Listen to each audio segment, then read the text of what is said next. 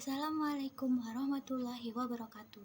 Kami dari kelompok 1 ingin mempresentasikan tentang bab 9 yang beranggotakan Revi Atista dengan NIM 201221118, Alifah Putri Khairani dengan NIM 201221116, Febriza Valentina dengan NIM 201221146, Muammar Kadafi Najib dengan NIM 201221137, Mapaninda Purwa dengan NIM 201221123, Nur Afifah Khoniati dengan NIM 201221131, Luscia Septiana dengan NIM 201221114.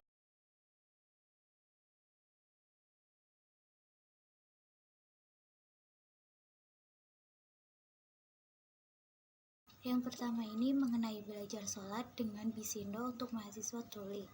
Salat merupakan perintah yang wajib untuk semua orang muslim di seluruh dunia tanpa terkecuali. Pelaksanaan salat wajib juga sama hukumnya bagi kaum difabel, seperti yang diperintahkan Nabi Muhammad SAW dulu kepada Abdullah ibnu Ummi Maktum yang seorang difabel netra. Seseorang yang menyandang disabilitas fisik juga secara jelas sudah mendapatkan keringanan atau ruksyah untuk bisa melakukan sholat dengan cara duduk, bahkan boleh dengan isyarat saja, jika tidak mampu.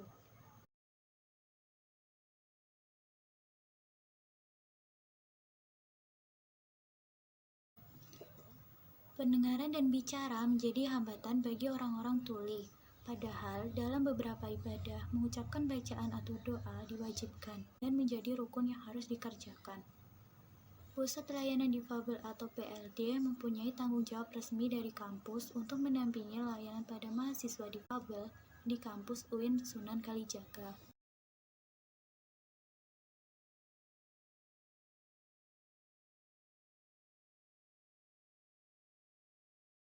Terdapat 4 mahasiswa tuli dari jurusan Ilmu Kesejahteraan Sosial dan jurusan Teknologi Informasi. Mengaku jarang mengucapkan bacaan sholat, walaupun sebenarnya menghafal sedikit, namun lebih memilih diam dan menunggu gerakan imam. Ada juga mahasiswa yang diwawancarai mengaku bahwa dia tetap diam saat melakukan sholat dan meyakini bahwa hatinya langsung terhubung kepada Allah. Namun, saat diminta untuk membaca bacaan tasyahud, dia tidak bisa sama sekali dan mengaku saat melafalkan bacaan Arab, tenggorokannya terasa kering.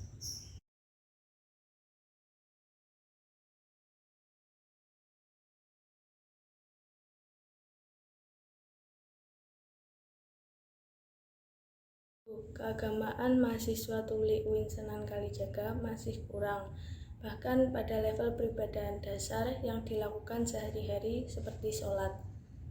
2. Cara belajar mahasiswa tuli dengan menggunakan kecerdasan visual, lebih tepatnya dengan disampaikan menggunakan bahasa yang mereka paham, yaitu isyarat atau bisindo. 3. Pembelajaran reguler di kelas biasanya menggunakan bahasa oral dan mengandalkan suara. Hal ini sangat tidak berpihak pada mahasiswa tuli.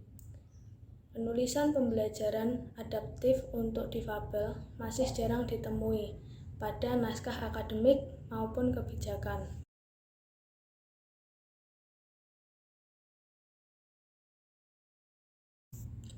Kajian Budaya Tuli dan Budaya Isyarat Indonesia.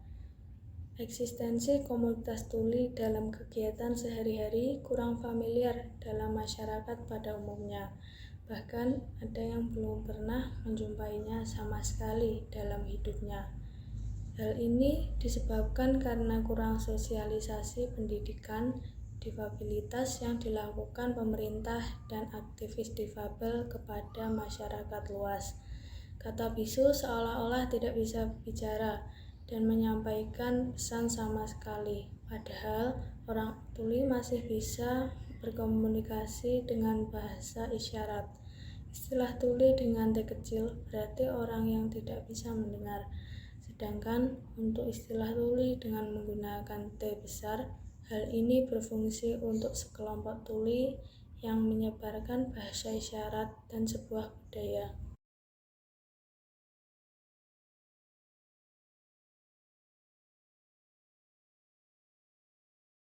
Tunarungu mengisyaratkan bahwa pendengarannya rusak, padahal bagi orang tuli yang lahir memang tidak bisa mendengar, dari awal bukannya rusak. Banyak orang berpikiran bahwa bahasa Indonesia atau Bisindo merupakan bahasa Indonesia oral dalam versi isyarat. Beberapa orang berpikir Bisindo merupakan kode-kode turunan dari bahasa oral yang hanya bisa menyampaikan informasi-informasi pendek. Mereka menemukan bahwa bahasa-bahasa isyarat memiliki tata bahasa sendiri seperti bahasa oral lainnya, misalnya fonologi, morfologi, dan sintaksis dan sebagainya.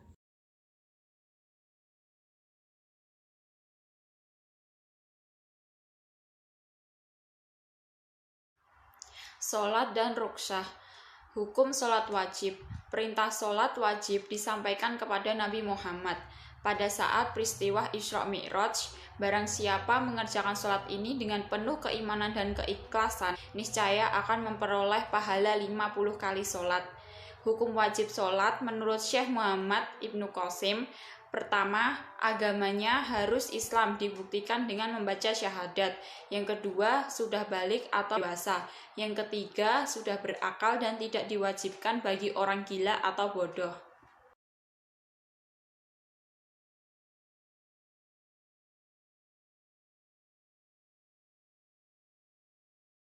Rukun dalam sholat wajib.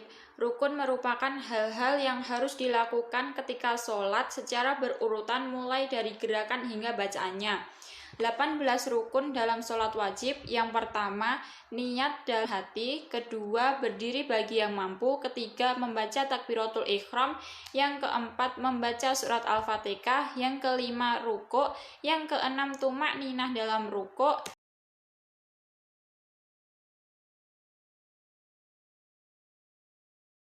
Yang ketujuh, iktidal. Yang kedelapan, tumak ninah dalam iktidal. Yang kesembilan, sujud 2 kali. Yang kesepuluh, tumak ninah dalam kedua sujud. Yang ke-11, duduk di antara 2 sujud. Yang ke-12, tumak ninah dalam duduk di antara 2 sujud. Yang ke-13, duduk tasyahud akhir. Yang ke-14, membaca tasyahud akhir. Yang ke-15, membaca sholawat salam kepada Nabi Muhammad.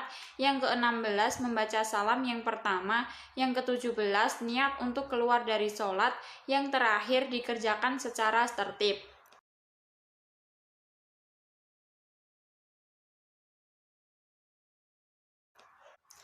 Pembagian rukun sholat. Yang pertama, rukun berbasis hati, yaitu rukun sholat yang dalam pengerjaannya dikerjakan dalam hati tanpa diucapkan dengan suara. Yang kedua, rukun berbasis ucapan, yaitu rukun sholat yang dalam pengerjaannya harus mengeluarkan suara, setidaknya bisa didengar oleh telinganya sendiri. Yang ketiga, rukun berbasis gerakan, yaitu rukun sholat yang dalam pengerjaannya dilakukan dengan gerakan yang telah ditetapkan tata caranya sesuai dengan kaidah yang berlaku.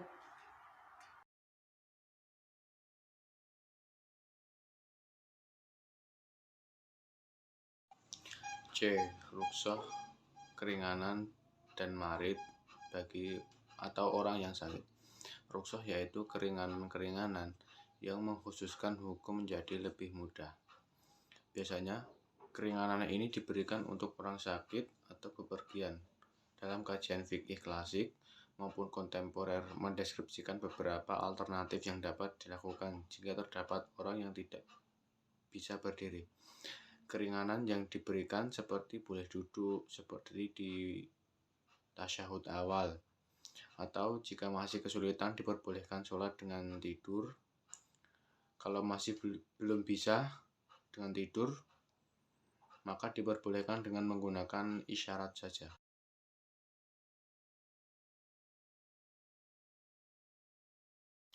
Selanjutnya adalah visualisasi bacaan sholat menjadi bahasa isyarat untuk tuli. Kecenderungan kecerdasan orang-orang itu pastinya berbeda-beda. Untuk orang tuli pada umumnya memiliki kecerdasan visual yang lebih unggul daripada kecerdasan berbasis audio manapun. Adaptasi materi yang berbasis visual akan berefek positif untuk hasil belajar nantinya. Seperti pada perubahan bacaan sholat yang semula berbasis suara kemudian divisualisasikan dengan bisindo.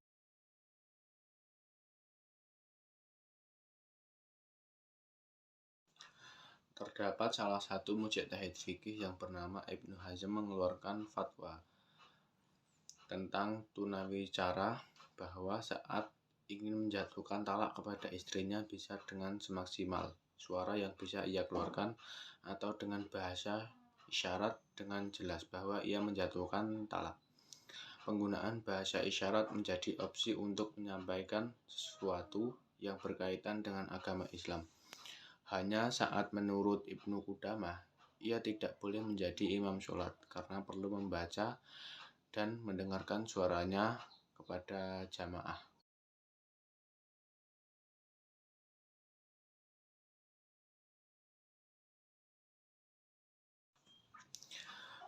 Selanjutnya adalah menurut pandangan fikih lain yang dikemukakan oleh Dr. Syabir Ali mengatakan bahwa seorang tuli boleh melaksanakan sholat dengan memikirkan arti dan bacaan sholat menggunakan bahasa isyarat.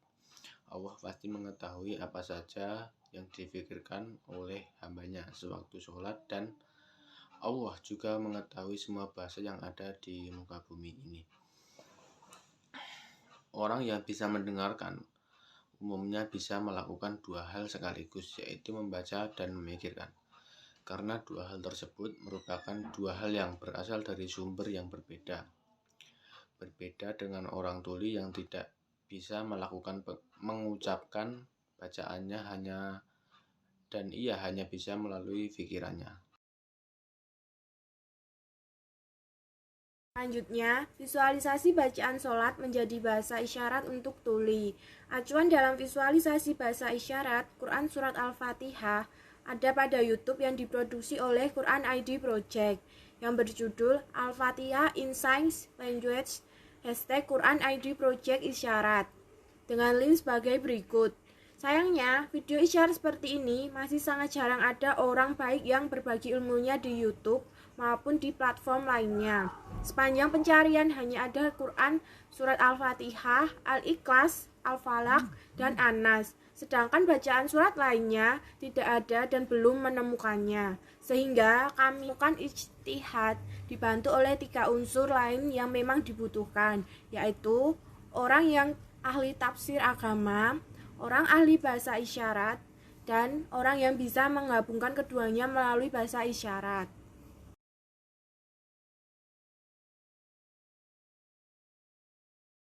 Pelaksanaan program khusus keagamaan untuk mahasiswa tuli.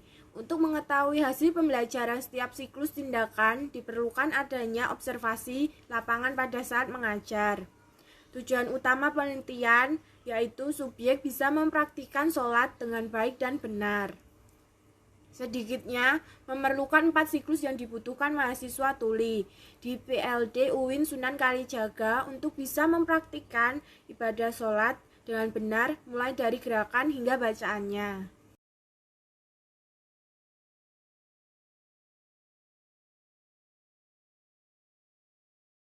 Pelaksanaan program khusus keagamaan untuk mahasiswa tuli. 1. Hasil observasi siklus pertama. A. Nama subjek DN. Menyebutkan syarat sholat kurang lancar. Mempraktikkan gerakan sholat lancar. Dalam hal bertanya masalah sholat kurang aktif. B. Nama subjek WK. Menyebutkan syarat sholat dengan lancar. Mempraktikkan gerakan sholat lancar. Aktif bertanya tentang masalah sholat.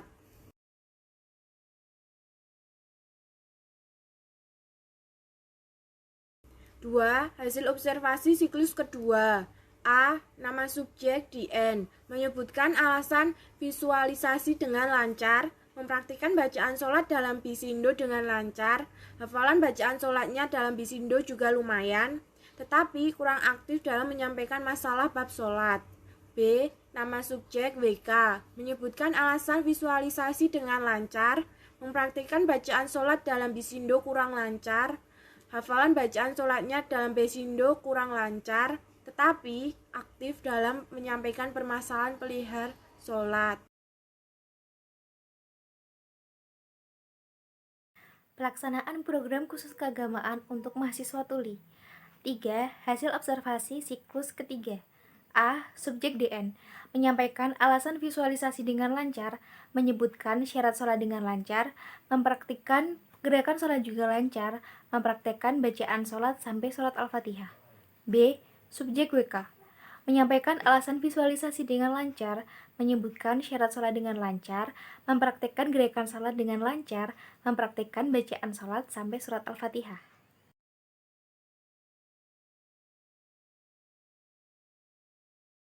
Kemudian yang keempat, hasil observasi siklus keempat.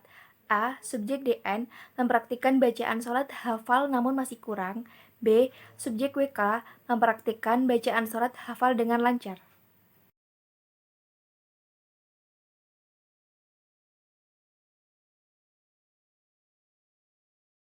Kemudian, hasil yang dicapai dalam pembelajaran. Berdasarkan hasil observasi dari keempat tindakan dalam diskusi yang berbeda, maka diperoleh beberapa hasil menurut subjektif penulis yang bisa digunakan untuk acuan belajar bagi mahasiswa tuli untuk belajar mandiri, pengajar, dan pemegang kebijakan diantaranya sebagai berikut. Yang pertama, semangat yang tinggi dalam mempelajari agama namun tidak ada wadah. Semangat merupakan hal yang penting dalam proses pembelajaran, apalagi jika disertai fasilitas kelas yang memadai. Pasti kegiatan proses belajar mengajar akan berjalan dengan sesuai harapan.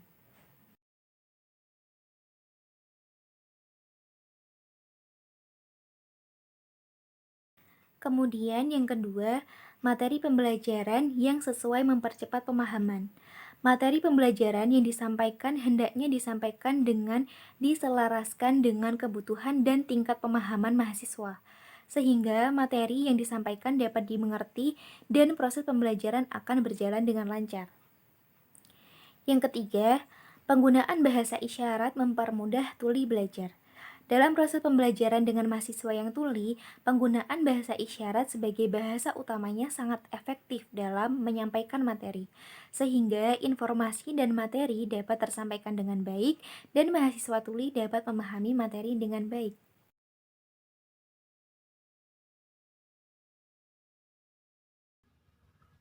Hasil yang dicapai dalam pembelajaran.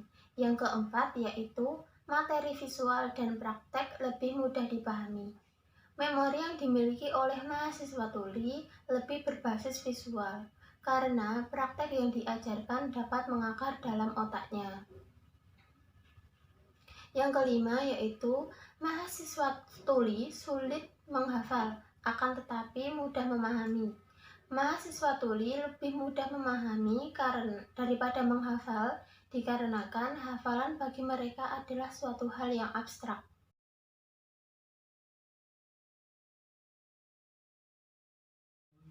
Selanjutnya, hasil yang keenam yaitu program keagamaan mempengaruhi tata cara sholat tuli. Mahasiswa tuli mengaku bahwa dengan adanya program keagamaan mempengaruhi ibadah sholat mereka, yaitu dengan gerakan isyarat yang telah diajarkan daripada diam saja. Sehingga hal ini membuat mahasiswa tuli lebih semangat dalam menjalankan sholat, karena mengetahui tata caranya secara lengkap dan sempurna. Hasil yang terakhir yaitu program keagamaan untuk tuli menjadi program rutin PLD. Program keagamaan menjadi program rutin PLD kepada mahasiswa tuli. Hal ini dikarenakan mahasiswa tuli tidak memiliki wadah khusus yang memfasilitasi kajian agama.